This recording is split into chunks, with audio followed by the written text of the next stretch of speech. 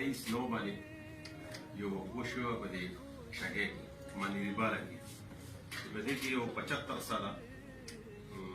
عمر رسیده کس و چې د هغه نوم حضرت شیر دغه دی قتل کړی شو. د راپورټ مطابق چې کوم دی نو هغه زوی موږ سره FIR درج کړو چې زما پلار سودا له راغلی و. FIR نمبر دی 1125 مور 27/9/1900 او دا 10 منټه او 9 بجې وې دغه ټایم دی. هغه موټر سایکل سوار رالو هغه حضرت شیر هغه چې کوم دی د روډ د پاسه ټارګېټ کړو هغه چې کوم دی قتل کړو. هغې کې چې کوم دی نو مدعیانو د عمران چې دا د حضرت شیر واره دی او په انګلینډ کې سیټل دی بما اهل عیال هغه خلاف د 109 او د 2 ملزمانو موټر سایکل سوار نامعلومو خلاف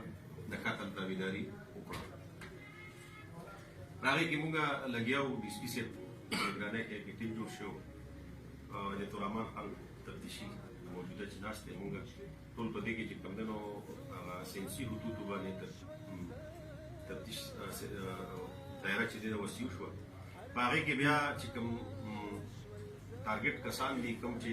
اجرتیان دي هغې کې په اجرتیانو کې یو دا جاوید ولد صاحب ګل د کلابټ کې چې دا ولاړ دی یو دی دی یو عمر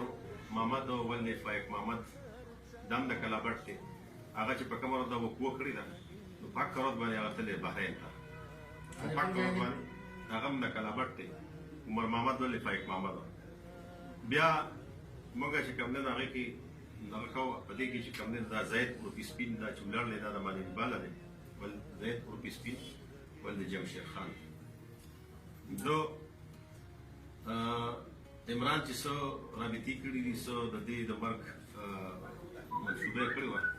نو هغه ټول د هغه پیسې چې کوم دی هغه د په لاس راغلي دي. په دې کې دا پیسې چې پرتې دي دا موږ د دې کې څه پیسې چې کوم دی نو هغه دې اجرتیانو ته میلاو شوي دي 15 لک روپۍ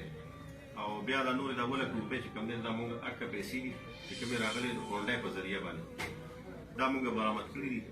او په دې کې دا جاوید چې دی نو دا ګرفتار دی او په دې کې دا 2 کسان چې کوم دي عمران ولد علي شیر او عمر د دې وقوعې نه پس چې کوم دی نو هغه تللی دی بحرین. وقوع شوی کوم آله قتل پستول چې دی 30 بور هغه هم دا دی پروت دی موټر سایکل هم برآمد شوی دی.